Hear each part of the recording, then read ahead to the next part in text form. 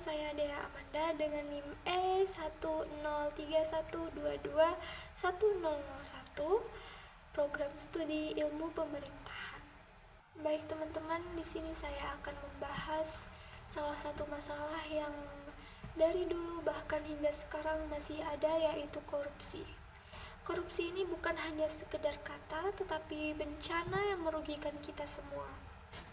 Dari pungli kecil di jalan hingga miliaran rupiah yang dilakukan oleh pejabat publik. Korupsi bukan hanya sekedar pelanggaran hukum, teman-teman, tetapi korupsi juga merupakan pelanggaran moral yang merampas hak rakyat. Di negara ini kita sudah terlalu sering mendengar penjabat tinggi, aparatur negara, hingga sektor swasta melakukan korupsi. Miliaran hingga bahkan triliunan yang seharusnya digunakan untuk mensejahterakan masyarakat justru malah masuk ke kantong segelintir pejabat publik. Korupsi ini bisa disebut dengan kanker, teman-teman, karena jika dibiarkan ia semakin ganas. Uang yang seharusnya digunakan untuk fasilitas pendidikan, kesehatan, bahkan infrastruktur jalan malah masuk ke kantor segelintir orang yang rakus. Yang lebih menyakitkannya lagi yaitu para koruptor yang hidup mewah, bahkan hidup enak di sana tanpa rasa malu, bahkan tanpa rasa bersalah terhadap kita sebagai rakyatnya. Hukuman yang diberikan tidak sebanding dengan apa dampak dari kejahatan mereka yang mereka lakukan. Banyak yang hanya mendapatkan hukuman ringan, mendapat remisi, dan bahkan mereka masih bisa duduk di jabatan penting, teman-teman. Sementara itu, rakyat kecil yang mencuri karena ia kelaparan, justru rakyat kecil tersebut dihukum berat. Akhir-akhir ini kita sering kali digemparkan oleh kasus-kasus korupsi yang dimana ini menjadi bukti nyata bahwa kasus ini telah menjalar ke berbagai sektor. Kasus Pertamina yang sempat menghebohkan kita semua di awal tahun 2025 ini berhasil merugikan negara sebanyak 193,7 triliun.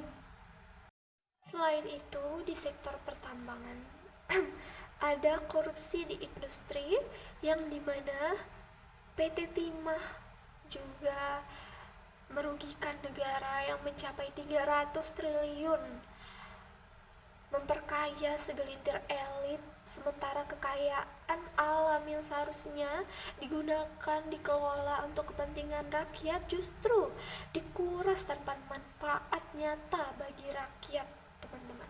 Tak hanya itu, teman-teman, pengadaan kapal di PT ASDP juga merugikan negara senilai 893 miliar. Itu juga menjadi ajang permainan busuk. Tak hanya itu, teman-teman, kasus korupsi gas LPG oplosan juga merugikan negara sehingga mencapai 50 triliun setiap tahunnya.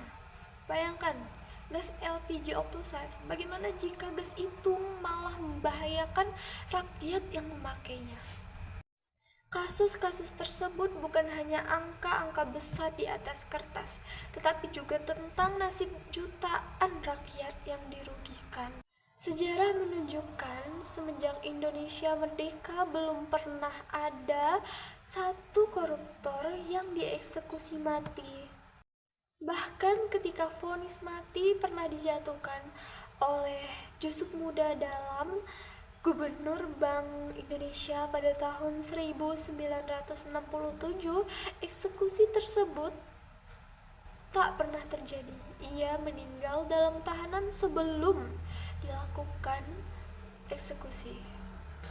Di negara ini kita bahkan lebih sering melihat para koruptor keluar masuk dengan hukuman yang lebih ringan dibanding dampak yang ditimbulkan, seperti dampak sosial ekonomi.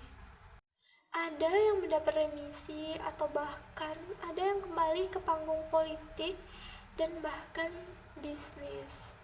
Sungguh mengenaskan, teman-teman.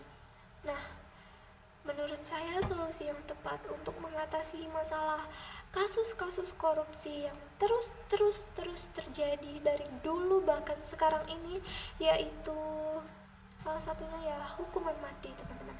Sebagaimana yang dilakukan oleh negara Cina terhadap para koruptor.